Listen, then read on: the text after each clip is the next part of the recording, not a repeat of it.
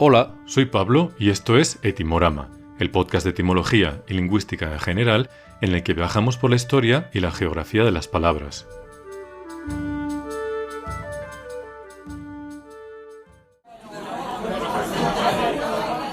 Camarero, una de jamón, una ración de croquetas, 2 dobles de cerveza y puede preguntarme en cocina si tiene también...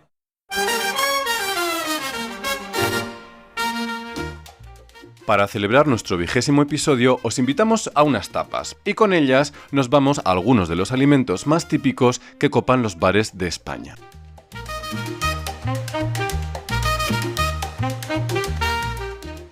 La palabra jamón proviene del francés jambon, que significa jamón, y nace como un derivado de jambe, pierna. En latín, jamón se decía precisamente perna, de donde se origina el castellano pierna, pero también el catalán pernil, que significa jamón.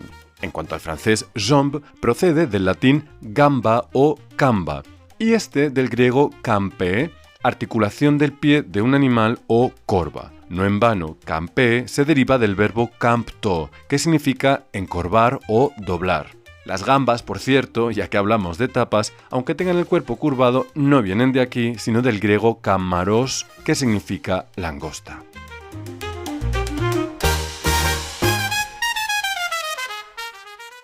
Como sabéis por los menús de las pizzerías, el italiano utiliza para jamón la palabra prosciutto. Esta viene del latín perexuctus, es decir, disecado por completo, que se le ha extraído todo el jugo. La misma palabra que da el portugués presunto, también jamón. Y ya que estamos en los idiomas romances, en rumano tenemos la palabra Schinken, del alemán Schinken, jamón. En realidad, el alemán da nombre al producto en varios idiomas eslavos de la región, como el checo szynka o el polaco szynka, de manera que es probable que al rumano le haya llegado por alguna de estas vías. En alemán, por cierto, Schinken proviene de la misma raíz que da en inglés la palabra shank, pantorrilla. Respecto al inglés, ham proviene de otra raíz antigua que transporta la idea de tibia, incluso de hueso, y que encontramos también en el holandés ham y como regionalismo en el alemán Hamme.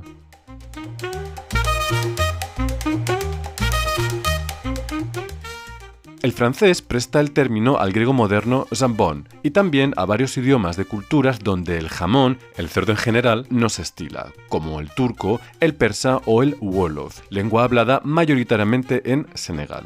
En árabe y en hebreo, culturas que tradicionalmente tampoco consumen cerdo, se emplean expresiones que quieren decir carne o muslo de cerdo. En hebreo encontramos también shenkin, préstamo del alemán.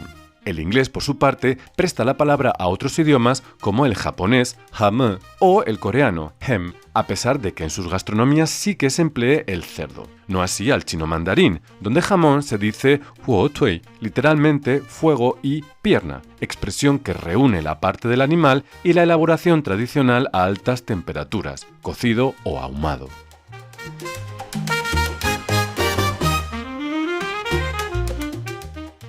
Vamos a pedir también unas croquetas. La palabra croqueta, al igual que el jamón, proviene del francés, en este caso croquette, derivado del verbo croquer, dar un mordisco.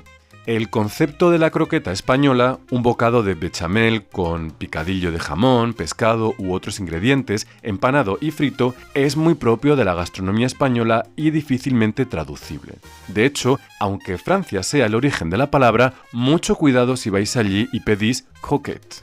En el mejor de los casos, os servirán bocaditos de patata. En el peor, os mirarán muy raro, dado que croquettes son también las bolitas crujientes que se les da de comer a los gatos.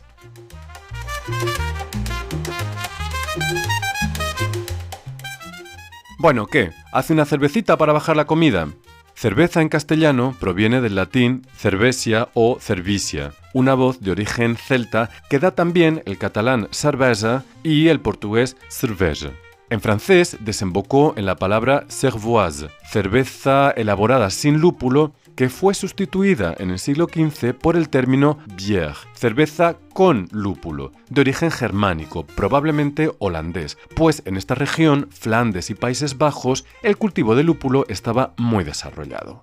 Con el holandés bier está emparentada la palabra en los idiomas germánicos. Y en los idiomas eslavos tenemos pivo o la variante piva, que provienen del verbo pić o pići, sencillamente beber.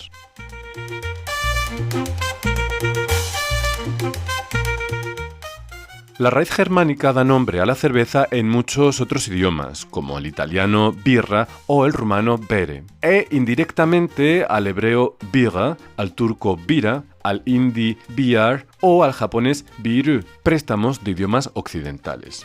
El persa es una excepción con su objo, palabra compuesta de ob, agua, y jo, cebada, es decir, jugo de cebada.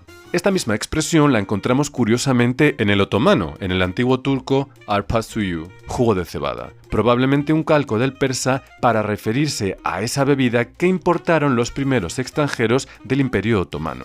Si bien, por entonces, allí ya existía la boza, una bebida tradicional parecida a la cerveza, ligeramente alcohólica, que se producía a partir de la fermentación del mijo.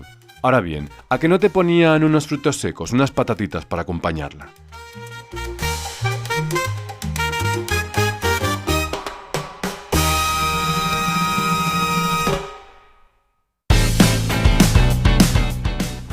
¿Qué tal? ¿Os ha gustado el picoteo?